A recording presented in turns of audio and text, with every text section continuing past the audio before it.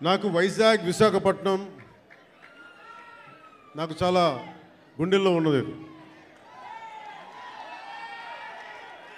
అంటే చాలామంది అనుకుంటూ ఉంటారు, ఈ పవన్ కళ్యాణ్ అనేవాడు ఏ ఊరు వెళ్ళినా ఆ ఊరిలో ఉంటాడని చెప్తాడేంటి అనుకుంటా ఉంటాడు.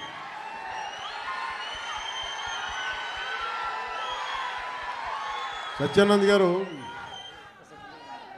అంటే నేను ఒక ప్రభుత్వ ఉద్యోగ కొడుకుని కదా, రకరకాల ట్రాన్స్ఫర్లు అవుతూ ఉంటాయి.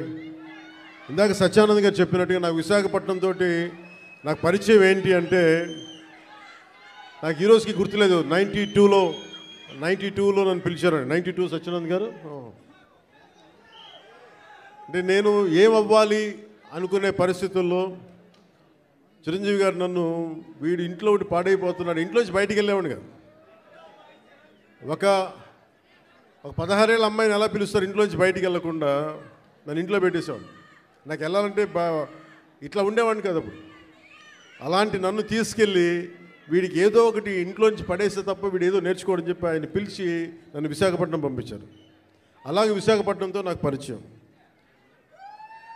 అలాగే మన ఉత్తరాంధ్ర ఆటపాట, బై బై ఏ బంగారు బాయి చెరువు కాడ బోరింగు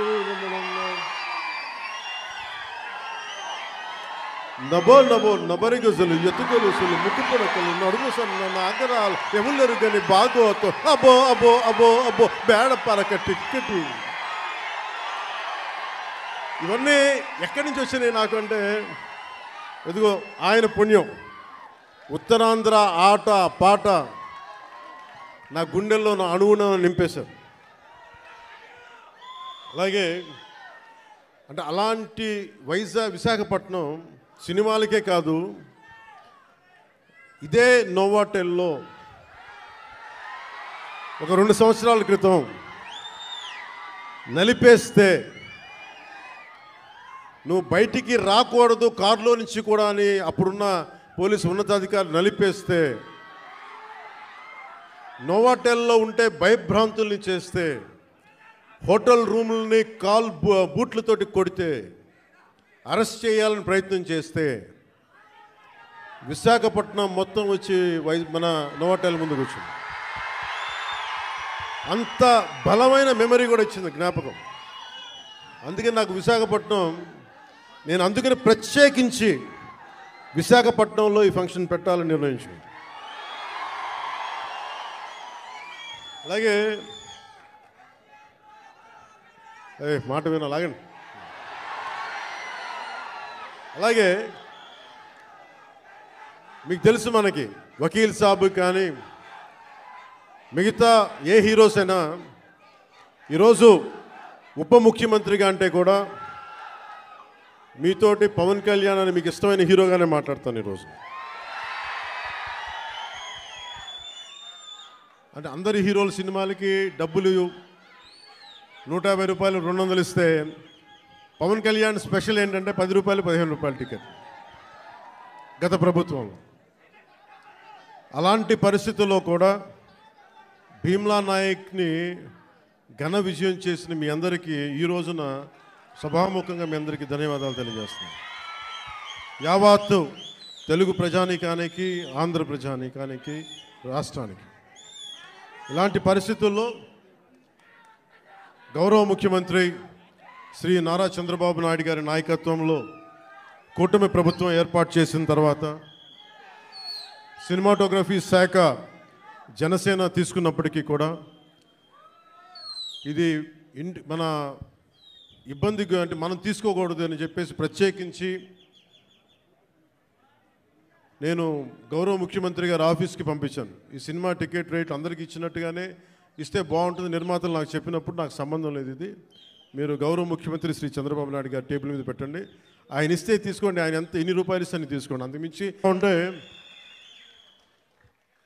మన యువ నాయకుడు, యువగళం ప్రతినిధి,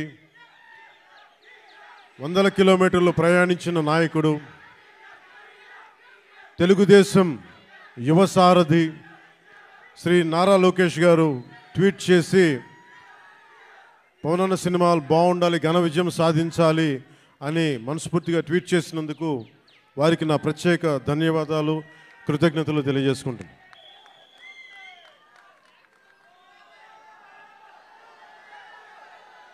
అలాగే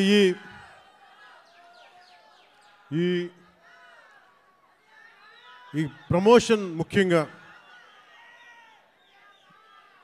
ఒక నెల రోజులుగా ఇంటర్వ్యూల మీద ఇంటర్వ్యూస్ ఇస్తా, అంటే తన ప్రతి దానికి సినిమాకి ఒక ఆకర్షణతోటి ముందుండి సినిమాని ప్రమోట్ చేసిన శ్రీ మిస్ నిధి అగర్వాల్ గారికి మనస్ఫూర్తిగా నా కృతజ్ఞతలు తెలియజేస్తాను. ఈరోజు నేను మీ ముందుకు వచ్చాను ఇలాగా, నిన్న అన్ని ఏకదాటిగా పొద్దున్నుంచి రాత్రి 12 దాకా ఇంటర్వ్యూస్ ఇచ్చాను అంటే, అలాగే ఈరోజు మీ ముందు నిలబడ్డాను అంటే ఆవిడ చేసిన పనికి నాకే సిగ్గొచ్చి మన సినిమాని మనం ప్రమోట్ చేసుకోకపోతే ఎట్లా. నేనేం నమ్ముతానంటే, ఇదివరకు సత్యానంద్ గారికి తెలుసు, ఎప్పుడు మన ఫోటో లేదు మీరు వేయచ్చు కదా అప్పుడున్న సినిమా పత్రికల్లో అంటే, మన సినిమా మన ముఖాలు ఎవరు వేస్తారని చెప్పి నేను అడిగితే, మీరు ఇంకా పెద్ద హీరోకి అసలు ఇంకా మీరు హీరో కాదు కదా, మీరు హీరో కూడా పెద్ద హీరో కాదు, మీకు ఏమని చెప్పేవాళ్ళు. నాకు అది అలవాటు అయిపోయింది. పబ్లిసిటీ లేకుండా సినిమాలు అవ్వటం, మీ గుండెల్లో మీరు పెట్టుకొని గెలిపించారని విజయం ఇచ్చారు తప్ప, నాకు ఎప్పుడు మీడియాతోటి మాట్లాడాలని కానీ నేను కోరుకున్నప్పుడేమో జరగలేదు. తర్వాత నాకు అలవాటు అయిపోయింది మీడియా లేకుండా సినిమాలు విజయం సాధించడం. సో అలాంటిది నేను చాలా ఆల్మోస్ట్ ఒక 96లో అక్కడమ్మ ఇక్కడపై షూటింగ్ సినిమా రిలీజ్ అయింది.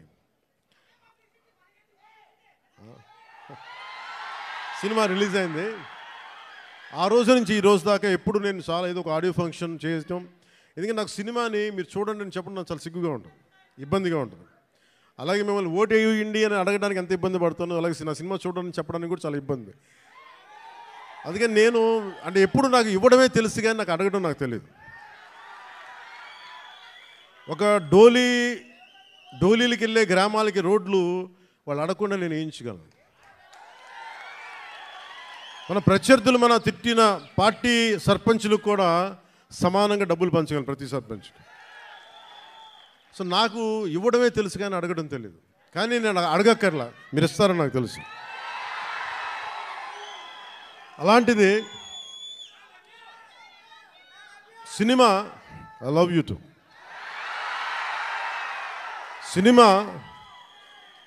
సినిమా ఎంత బలమైందంటే, అంటే నేను మీతోటి ఎందుకు పంచుకుంటున్నానంటే, ఇది సార్ మీరంతా కాళ్ళు నింపేసి కొంచెం ఎక్కువసేపు మాట్లాడతాను మా వాళ్ళతో, కొంచెం చైర్స్ వేయకూడదు, చైర్స్ వేయండి పాపం.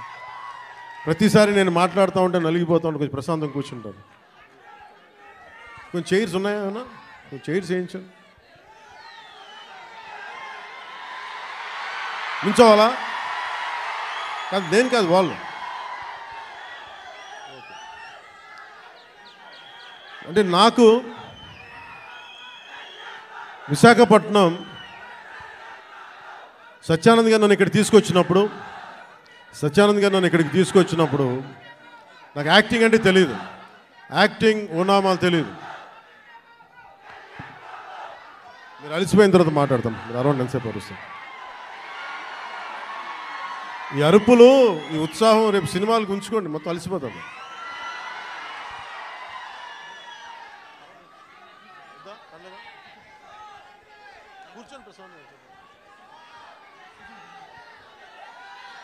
నేను మీతోటి నా అనుభవాలు పంచుకుంటాను. అంటే నేను ఇప్పుడులా కనిపించే సత్యానంద్ గారు నాకు పరిచయం అయ్యే టైంకి నాకు బయటికి 10 మంది మధ్యలోకి రావాలంటే చాలా ఇబ్బంది ఉండేది. రూమ్లోంచి బయటికి రావాలంటే సిగ్గుపడిపోయాడు, ధైర్యం ఉండేది కాదు. కానీ లోపల చాలా ఆలోచించేవాడిని. ఏదన్నా సరే బయటకు వచ్చి ఏదైనా మాట్లాడాలి, గొంతు పెగల్చాలి అంటే లోపల బిగుసుకుపోయేది, భయం వచ్చేది, గొంతంతా ఉండలు చుట్టుకుపోయేది. అలాంటి సమయంలో మా అన్నయ్య గారు అడిగారు, నీకు ఏమవ్వాలని ఉందరా అంటే, నేను చాలాసేపు ఆలోచించాను. జస్ట్ బతకాలి ఉందని చెప్పాలనుకున్నా, ఆ మాట అంటే కొడతాడని చెప్పలే, ఏదో తెలివితేటలు చూపించుకున్నా. కానీ నాకు లోపల ఏముండిందంటే, నాకు ఏ కోరికలు లేవు. నాకు చిన్నప్పటి నుంచి నాకు పెద్ద ఏం కోరికలు లేవు, ఏదో మామూలుగా బతకడం తప్ప ఒక హీరో అవ్వాలనో లేదంటే సాధించాలనో లేదు. కానీ చిన్నప్పటి నుంచి ఉన్న ఒక్క మూల లక్షణం ఏంటంటే, అన్యాయం జరిగితే ఎదురుదాడి చేయాలని ఉంటుంది, నాకే జరగక్కర్లా. అలాగే సహాయం చేయాలనిపిస్తుంది. ఈ 2 లక్షణాలు తప్ప సినిమాలు చేద్దామని కానీ డబ్బులు సంపాదించాలని కానీ నాకు ఆలోచన లేదు. అలాంటి నాకు చదివేవాడిని. అలాంటి నాకు వీని ఇలా వదిలేస్తే ఎటు కాకుండా పోతాడని మా అన్నయ్య గారికి భయం వేస్తుందేమో. ఒక రోజున సత్యానంద్ గారిని పిలిపించి, ఆయన మంచుపల్లికి సినిమాలో ఆయన ఒక అసిస్టెంట్ డైరెక్టర్గా పనిచేస్తారంట. ఆయన పిలిపించి ఈయన ఢిల్లీ నేషనల్ స్కూల్ ఆఫ్ డ్రామాలో ఆయన అక్కడ చాలా పాల్గొని నేర్చుకుని ఆయన అలాంటి వ్యక్తిని తీసుకొచ్చి నాకు నన్ను ఆయనకి అప్పచెప్పి చేయమన్నారు. ఆయనకి నేను ఎంత ఇబ్బంది పెట్టేవాడినంటే, మీరు ఒకసారి రండి సత్యానంద్ గారు, మీ కష్టాలు చెప్తాను. ఇప్పుడు దాకా తెలియదు కదా ఎవరికి నేను ఆయన ఎలా ఇబ్బంది పెట్టేవాడిని. ఆయన వచ్చి కూర్చొని చాలా డైలాగులు చెప్పేవాళ్ళు. బాబు మీరు ఇలా చదవండి, ఇలా రాయండి అని చాలా పేపర్లు ఇచ్చేవాళ్ళు. నేను రూమ్లో తీసుకెళ్ళామండి. మనం ఒక పని చేద్దాం సార్, అలా బయటికి వెళ్దారండి అని చెప్పి, మా అన్నయ్య తిడతాడని చెప్పి బయటికి తీసుకెళ్ళి, సార్ రేపు చేద్దామండి, ఈరోజు కొంచెం అలవాటు చేసుకుందాం. మళ్ళీ ఈయన కూర్చోబెట్టి చాలా పెద్దగా మాట్లాడేస్తే నాకు సిగ్గు అనిపించేది, కొంచెం చెమటలు పట్టేసాయి.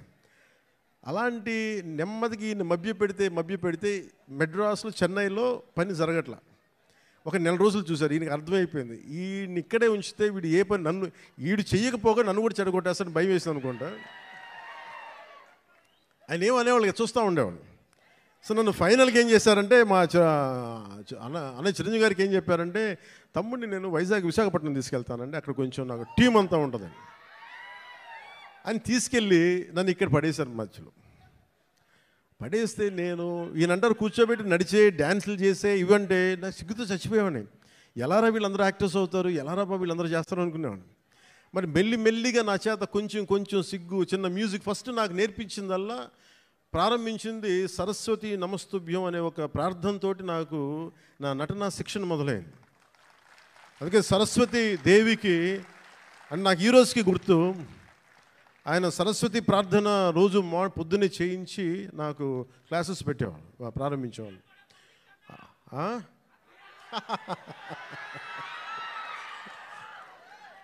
అలాగే ఆయన అలా స్టార్ట్ చేసి నాకు ముందు ఆటపాట చెప్పారు, మన ఉత్తరాంధ్ర ఆటపాట. అవి నాకు చాలా ఇంట్రెస్ట్ వచ్చింది. మెల్లిగా ఆయన్ని చిన్న ఏమంటుందో పాముని ఏమంటుందని ఒక వైల్డ్ యానిమల్ని ట్రైన్ చేస్తారు చూసారా, అలా కొద్దిగా ట్రైన్ చేసి ఒక 2 అక్కడ దాకా తీసుకొచ్చాను నన్ను. అంటే నోట్లో నుంచి ఒక వాక్యం, అమ్మ ఇట్రా నాన్న నేను బయటికి వెళ్తున్నాను చెప్పడానికి కూడా నేను తటపాయించే నా వ్యక్తిత్వానికి ఒక 1.5 hour ఒక స్ట్రీట్ ప్లే చేయించిన అంత బై ద ఎండ్ ఆఫ్ 2 నెలల్లో. సో నన్ను అంత ట్రైన్ చేసి నేను నేర్చుకున్నది ఏంటంటే, నటన నేర్చుకోలేదు ఈయన దగ్గర, ధైర్యాన్ని నేర్చుకున్నాను ఈయన దగ్గర. అంటే నీకు ఏదైనా ఒక అభిప్రాయం ఉన్నప్పుడు నిర్భయంగా చెప్పడం చేసుకో. ఏమవుతావు, మహా అయితే ఫెయిల్ అవుతావు, ఏమవుతుందని. నాకు ఎందుకు ఆయన పాదాలకి ఈరోజు ఎప్పుడు నాకు అనిపించిన ఎందుకు ఇష్టం అని నమస్కారం పెడతానంటే, నాకు ధైర్యాన్ని నాకు పరిచయం చేసిన వ్యక్తి ఆయన. అంటే నీకు అభిప్రాయాలు 100 ఉండొచ్చు, లోపల భావాలు 1,00,000 ఉండొచ్చు, కానీ వాటి మీద నువ్వు ముందుకొచ్చి దాన్ని యాక్ట్ చేయకపోతే ఏం అవ్వదు అనేది నాకు ఆయన నోటితో చెప్పాల, ఆ ట్రైనింగ్ ద్వారా చెప్పారు.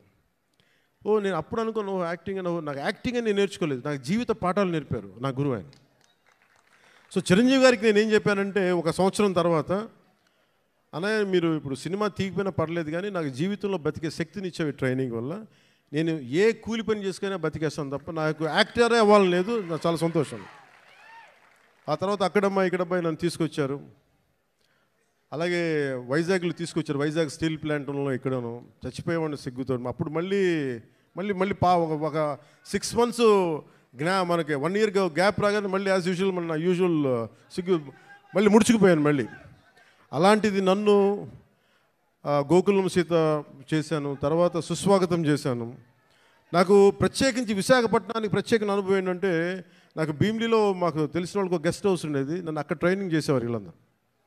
సో నాకు అందుకు భీమిలీ కానీ మన ప్రాంతాలు కానీ మన సర్క్యూట్ గెస్ట్ హౌస్ మనం ప్రాక్టీస్ చేసేదాన్ని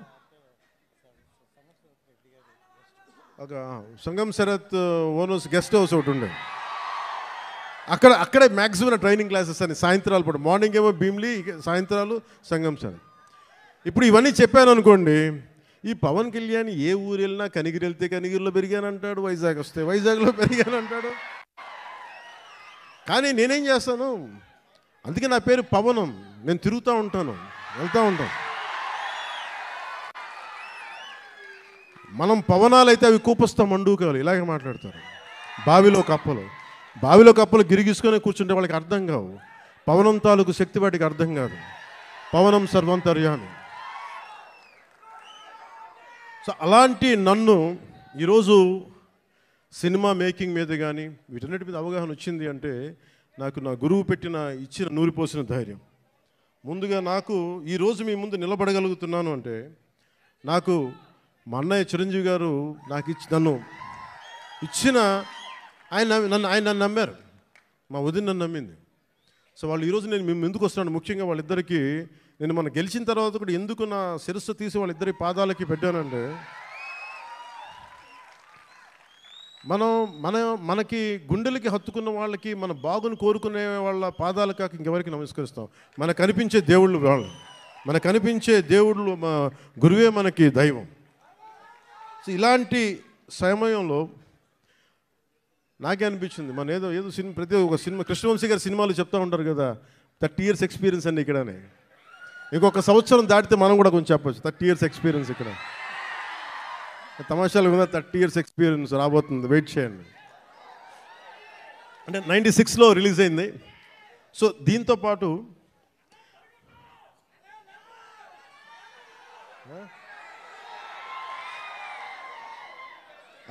అలాంటి నాకు యాక్టింగే కష్టం అనుకుంటే మళ్ళీ నా అవసరం అంటే నేను బాగా చదివేవాడిని.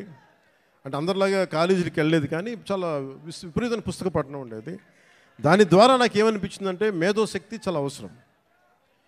కానీ నాకు ఫిల్మ్ మేకింగ్ మీద, సినిమా క్రాఫ్ట్మెన్షిప్ మీద ఇవన్నీ నాకు ఇంట్రెస్ట్ వచ్చి స్క్రీన్ ప్లే రైటింగ్ కావచ్చు, స్టోరీ రైటింగ్ కావచ్చు, లేదంటే డైరెక్షన్ కావచ్చు, టెక్నికల్ ఆస్పెక్ట్స్ కావచ్చు, ముందు ఇవి అలవాటైనాయి.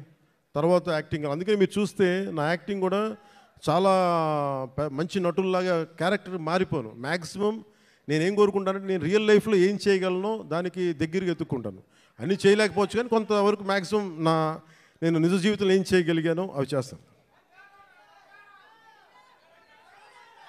అలాగా ఈ సినిమాకి సంబంధించి బిగ్గెస్ట్ నాకు బ్లాక్ బస్టర్ ఇచ్చిన ఏఎం రత్నం గారు ఖుషి. చాలు ఒక్క నిమిషం మాట్లాడు ఒక్క నిమిషం మీరు ఒక నిమిషం. ఇది వేరే హీరో సినిమా కదా, అన్నీ మన సినిమాలే. అంటే ఒక తల్లికి బిడ్డలందరూ ఒకటే, అంతేగాని ఒక హీరోకి యాజ్ ఎ హీరోగా నాకు అన్ని సినిమాలు నాకు ఒకటే.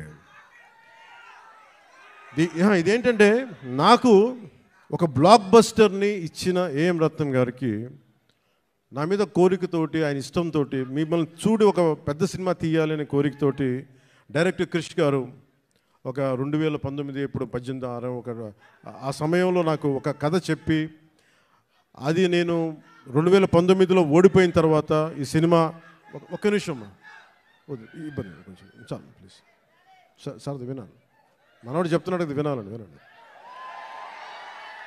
అంటే ఇలాంటి సమయంలో నాకు ఒక కథ చెప్పి, ఒక పీరియడ్ ఫిలిం అని చెప్పి చాలా ఇబ్బందులు పడ్డాం. అది 2 కరోనా సీజన్స్ వచ్చినాయి, 2 కరోనా వేవ్స్ వచ్చినాయి, నలిగిపోయాం. తర్వాత మీకు తెలుసు విశాఖపట్నం గొడవలు, తర్వాత గౌరవ ముఖ్యమంత్రి గారిని మనకి రాజమండ్రి ఎపిసోడ్ మీకు తెలుసు. వీటన్నిటి వల్ల సినిమా 3వసారి మన రాజకీయ పరిస్థితుల్లో లేట్ అయింది. అందుకని ఈ సినిమాకి ప్రత్యేకించి వచ్చినప్పుడు నేను ఉప ముఖ్యమంత్రిగా బాధ్యతలు తీసుకున్న తర్వాత కూడా సడన్గా మన పార్టీ ఆఫీస్ కోతవేటు దూరంలో అక్కడ ఉన్న స్థానికంగా మనం మిడ్ వ్యాలీ స్టూడియోస్లో మిడ్ వ్యాలీ స్థలాన్ని స్టూడియోగా మార్చుకొని నేను ఈ సినిమాని ఓజీని రెండింటిని కంప్లీట్ చేశాను.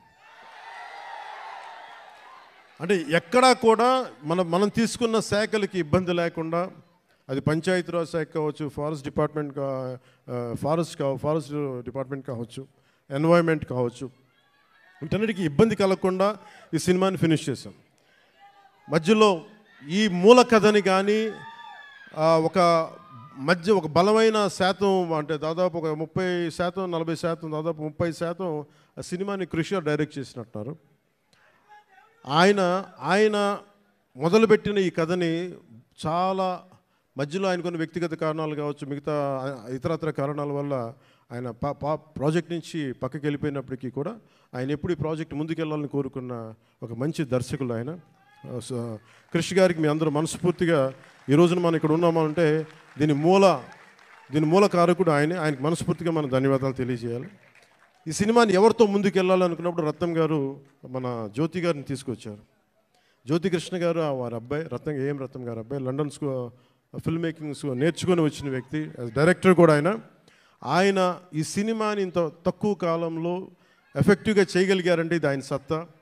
తర్వాత కృష్ణ గారు రాసిన ఒరిజినల్ స్క్రీన్ ప్లేకి ఆయన మార్పులు చేర్పులు అన్నీ పట్టుకొచ్చి చాలా పగడ్బందీకి ఈ రోజున 2 గంటల 34 నిమిషాలు అనుకుంటాను, అపార్ట్ ఫ్రమ్ మిగతా అన్ని టైటిల్స్ పక్కన పెడితే చేయగలిగారంటే దానికి జ్యోతి కృష్ణ గారు తీసుకున్న విపరీతమైన శ్రమ.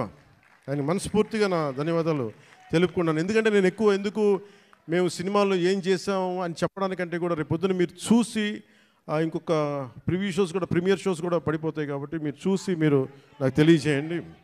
ఎందుకంటే నాకు ఎప్పుడు కూడా మన సినిమా బ్లాక్ బస్టర్ అయిపోద్ది, మన సినిమాలు రికార్డులు బద్దలు కొట్టేస్తాయి, మన సినిమా ఆ సీన్ అద్భుతంగా ఉంటుంది నాకు చెప్పడానికి ఏంటంటే కొంచెం ఇబ్బంది ఉంటుంది. ఎందుకంటే నేను ఏ సినిమాలు కూడా ఎంత రికార్డులు చేస్తాను నేను ఎప్పుడూ తెలియదు. నేను సరస్వతి దేవిని ప్రార్థిస్తాను, కృష్ణుడిని నమ్ముతాను. కర్మ చేయి, ఫలితం భగవంతుడికి వదిలేయాలి. అలాగే ఈరోజు మేము ఇంత చేసాం, మనం ఇంత చేసాం, వదిలేస్తున్నాం. ఆ ఫలితం భగవంతుడు సత్ఫలితం ఇవ్వాలని మనస్ఫూర్తిగా నేను కోరుకుంటూ అంటే సినిమా మేకింగ్ నాకేంటి సినిమా చాలా ప్యాషనేట్ నాకు. అలాగే నాకు ఈరోజు నేను ఒక టెరానికల్ అంటే ఒక నియంత్రణ పోకడలతో ఉన్న ఒక ప్రభుత్వాన్ని ఎదుర్కోగలిగామంటే ఆ శక్తి సంపద మీరిచ్చింది, నాకు సినిమానిచ్చింది. సో ముందుగా మీ అందరికీ నా ధన్యవాదాలు తెలుపుకుంటూ అలాగే ఎగ్జిక్యూటివ్ ప్రొడ్యూసర్ దయాకర్ రావు గారికి, జ్యోతి కృష్ణ గారికి, మన డానిష్ గారికి, Jammu and hails from Jammu and Kashmir and right you're from Jammu and Kashmir right from Kashmir you're from Kashmir. ఆయన అంటే భారతదేశం అంటే నేను చెప్పాను అంటే ఎంత ఇంట్రెస్టింగ్ ఉంటుందంటే film making. Nidhi Agarwal is from northern part of the India, he is from Kashmir. మేమేమో ఇక్కడి నుంచి వస్తాం. అలా ఒక్కొక్క యాక్టర్ని తీసుకుని కొంతమంది విదేశాల నుంచి వచ్చారు. అంటే ఫిల్మ్ మేకింగ్ సినిమా అనేది దీనికి కులం లేదు, మతం ఉండదు, race, religion, region, linguistic barriers ఏముండవు. మేమందరం కూర్చొని దేనికి పనిచేస్తామంటే మీకు ఆనందం కలిగించాలి. ఒక బలమైన కథ చెప్పేటప్పుడు మీరు థియేటర్లో కూర్చొని ఇలా కొట్టి బాగుంది ఆహా అనిపించాలి, దానికోసం ఒక ప్రయత్నం చేస్తాం అందరం. నేనంటే కదా ఏ హీరో అయినా సరే, ఏ ఫిల్మ్ మేకర్ అయినా సరే, ఇలాంటి మేమందరం కష్టపడుతున్నప్పుడు నాకు చాలాసార్లు అనిపించేది ఈ సినిమా సరిగ్గా రూపుదిద్దుకుంటుందా ఎట్లా ఉందో ఇప్పుడు ఒక భయం ఉండేది నాకు. కానీ ఎప్పటికప్పుడు ఒక చిన్న ట్రైలర్ రిలీజ్ చేసి కృషి గారు దాని మ్యూజిక్ నాకు ఎప్పుడు ఒక జీవాన్ని పోసేది. ఈ రోజున సినిమాని ఇంత బలంగా మనం ఒక బలమైన పాజిటివ్ నోట్ ఉంది అంటే ఈ సినిమాకి నాలాంటి హీరో కంటే వీళ్ళందరికంటే కూడా దీన్ని నమ్మిన వ్యక్తి academy Oscar winner Shri Keeravani గారు, ఎంఎం కీరవాణి గారు. అంటే ఆయన కనుక సినిమాకి డైరెక్షన్ లేకపోతే ఈ సినిమా ఇంత అద్భుతంగా వస్తా నాకైతే సందేహం. ఆయన లేకపోతే, కీరవాణి గారు లేకపోతే హరిహర వీరమల్లు అనే సినిమా లేదు. మేము ఎంత గొప్ప కథ చేసినప్పటికీ, మేము ఎంత బాగా నేను యాక్ట్ చేసినప్పటికీ దాన్ని ఆ ఎమోషన్స్ని సరిసమానంగా దాన్ని ముందుకు తీసుకెళ్ళగలిగే నేపథ్య సంగీతం కానీ సాంగ్స్ కానీ లేకపోతే దానికి ఆ శక్తి సరిపోదు. అలాంటిది ఆయన ఇలాంటి మన అలాంటి ఒక ఆస్కర్ అవార్డు గ్రహీత మన విశాఖపట్నంకి వచ్చి లేదంటే మన హైదరాబాద్కి వచ్చి అక్కడ శిల్పకళ వేదిక కావచ్చు, ఇక్కడ మన ఈ వేదిక కావచ్చు, ఇక్కడికి వచ్చి చేస్తున్నారంటే ఒక అకాడమీ అవార్డు విన్నర్ మన దగ్గరికి వచ్చి మన ఆడిటోరియంస్లో కూర్చున్నట్టు అది మనందరం చేసుకున్న అదృష్టం, మన భారతదేశం చేసుకున్న అదృష్టం. అంటే మాకు తెలుగు పాట అది నాటు కదా, నాటు అని చెప్పి ఒక పాట కొడితే దానికి ఆస్కార్ వస్తుందా అని మనం ఎవరైనా సరే జ్యోతిష్యం చెప్తే నమ్ముతాం. బట్ కానీ దాని శక్తి రాజమౌళి గారు లాంటి దర్శకులు కావచ్చు, దాన్ని తీసుకెళ్ళిన రామ్ చరణ్ గారు, జూనియర్ ఎన్టీఆర్ గారు కావచ్చు, అంటే ఇంతమంది కలయికతోటి వాళ్ళందరూ బలంగా వేయగలిగారంటే మనం సంగీత దర్శకుడు అనేవాడు బలమైన అసలు రక్తి కట్టించగలిగే సంగీతాన్ని ఇవ్వలేకపోతే దానికి చంద్రబోస్ గారు లాంటి ఒక లిరికల్ రైటర్ దానికి సరైన లిరిక్స్ అందించకపోతే అది ముందుకెళ్ళదు. అలాంటిది మనకి ఇద్దరు ఆస్కర్ విన్నర్స్ ఉన్నారు. వాళ్ళని చంద్రబోస్, అదర్వన్ శ్రీ ఎంఎం కీరవాణి గారు. మనందరం కూడా చాలా చాలా ఒక తెలుగువాడిగా కాదు, ఒక భారతీయుడిగా మనందరం చాలా గర్వపడాల్సిన విషయం. సో అలాంటి దర్శకులు, సంగీత దర్శకులు మన హరిహర వీరమల్లుకి నిన్న రాత్రి చూశాను మొత్తం. కొంచెం అన్ని నేను రీల్స్ టెస్ట్ చేస్తాను ఫస్ట్ టైం చాలా సంవత్సరాల తర్వాత. ఖుషి తర్వాత మళ్ళీ నేను ప్రతి రీల్ చూడడం, ఎందుకంటే నేను సడన్గా డబ్బింగ్ తర్వాత సినిమాలు చూడండి, నాకు భయం సినిమాలు చూడాలంటే. ఇందులో డైలాగులు ఉండవు, యాక్షనే ఉంటుంది. ధర్మం జోలికి వస్తే తాట తీసేస్తామనే ఉంటుంది తప్ప. ఏం తల్లి బాగున్నావా? గుర్తుంది, మన ఆఫీస్లో కలిసాం. అవును గుర్తుంది.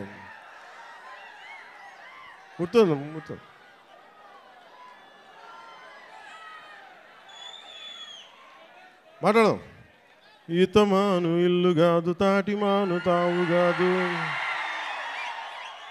తగిలినోడు మొగుడు కాదు, తగరము బంగారు కాదు. అంటే ఈ ఇది మన ఉత్తరాంధ్రాదికి చాలా దగ్గరగా ఉంటుంది. అందుకే నా చేత పాడించారు అనుకుంటా బహుశా కీరవాణి గారు. ఇలాంటి మన కీరవాణి గారు నేను చాలా సంవత్సరాల తర్వాత, ఖుషి తర్వాత, బాబు నువ్వు ఒక్కడే ఎక్కువ డిస్టర్బ్ చేస్తున్నావు, వాగమ్మ ఒక్క నిమిషం చాలు, చాలు ఓకే చాలు. చాలా సంవత్సరాల తర్వాత, ఖుషి తర్వాత ఈ సన్నివేశం, ఇది రెండు భాగాల సినిమా అయింది. ఆఖరి భాగం, ఈ ఫస్ట్ పార్ట్ ఎలా ఎండ్ చేయాలి అని అనుకున్నప్పుడు, ఇది హిస్టరీ మనందరికీ అర్థం కావాలి. నేను నిన్న నుంచి ఇంటర్వ్యూస్ ఇస్తుంటే మీరందరూ కొద్దిమంది చూసే ఉంటారు. మీరందరూ చూస్తే నేను ప్రామినెంట్గా చెప్తుంది, ఈ సినిమా మీకు ఏమి ఇస్తుంది, ఎలాంటి అనుభవం ఇస్తుంది, ఏం చూడాలి, ఏం చెప్పాలనుకుంటున్నారు ఈ సినిమా అంటే. నాకు cinema is a purely entertainment. నేను డబ్బులు తీసుకొని సినిమాకి వెళ్తే నాకు ఎంటర్టైన్ చేయాలి. నేనే నమ్ముతానంటే నా సినిమాని ఎడ్యుటైన్ చేయాలి అనుకుంటాను. ఎడ్యుటేషన్ అంటే మనల్ని ఎడ్యుకేట్ చేయాలి, మళ్ళీ ఎంటర్టైన్ కూడా చేయాలి. నేను అలాంటి సినిమాలు ఇష్టపడతాను. సో నా సినిమాలు ఎంతో కొంత నాకున్న ఆలోచన ప్రాసెస్ని బెటర్ చేయాలి.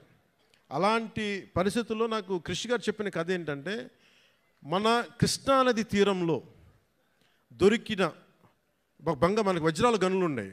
ప్రపంచంలో అప్పుడు ఇంకా వజ్రాల గనులు కనుగొనల.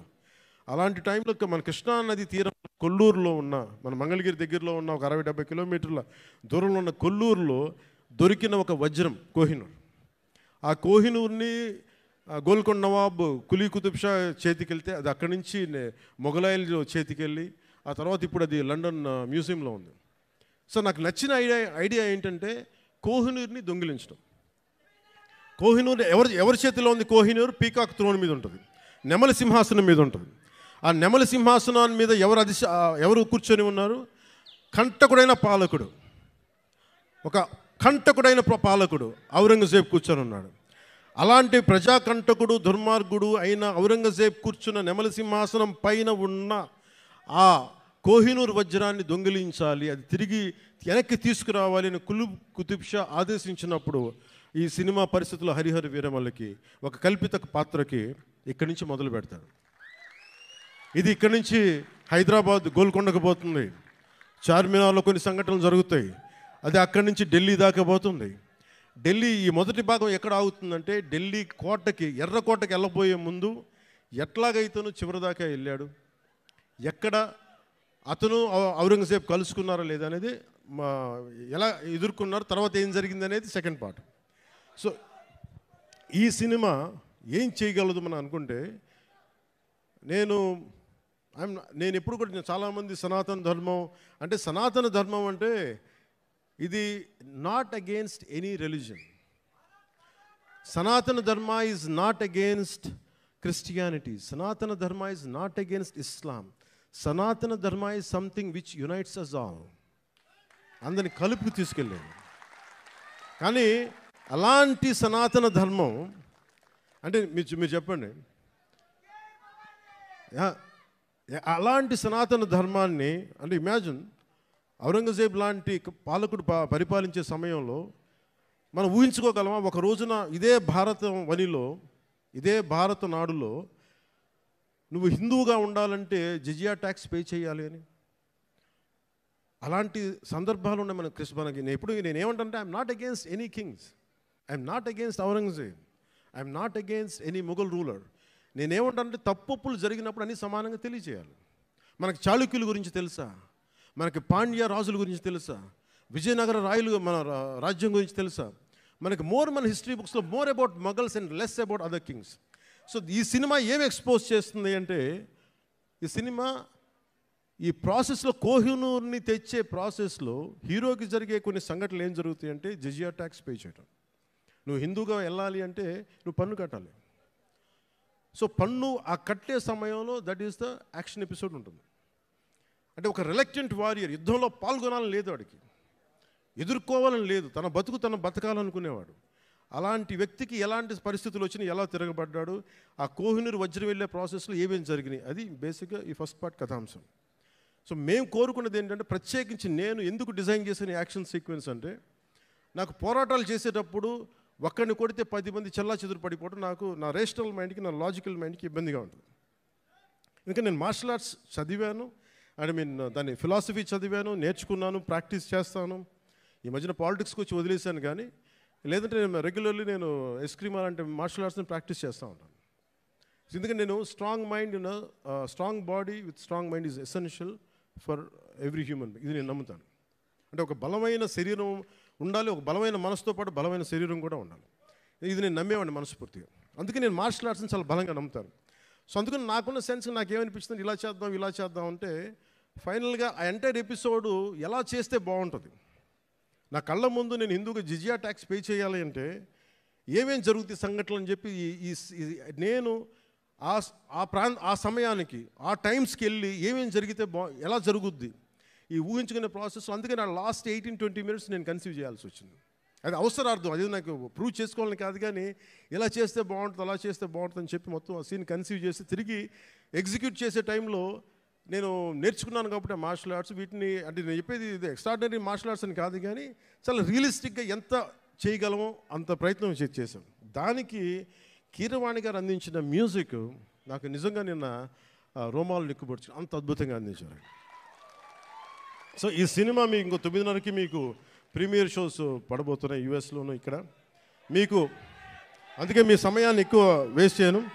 7:15 అయిపోతుంది కాబట్టి బాగుంటుందని మీ అందరికీ తెలియజేసుకుంటూ, నాకు ఈ అవకాశాన్ని ఇచ్చిన మీ అందరికీ, ప్రతి ఒక్కరికి పేరు పేరున ధన్యవాదాలు తెలుపుకుంటూ, నాకు కోరిక ఉంది, ఈ సినిమా అన్న ఎంతసేపు ఒక మంచి హిట్ ఇవ్వనా అంటే నేను భగవంతుని కోరుకున్నా ఒక గబ్బర్ సింగ్ లాంటి హిట్ మా అభిమానుల కోసం ఇవ్వమని. అలాగే ఈ రోజున నాకు నటనలో ఓనామాలు దిద్దుకున్న నా విశాఖపట్నం నేల నుంచి నేను భగవంతుని సరస్వతి దేవిని కోరుకుంటా ఉన్నాను. మీ అందరూ ఆనందించే ఘన విజయాన్ని ఇమ్మని నేను నాకు ఆ సరస్వతి మాతని కోరుకుంటూ సెలవు తీసుకున్నాను. జై భారత్, జై Hind. Thank you sir, thank you so much.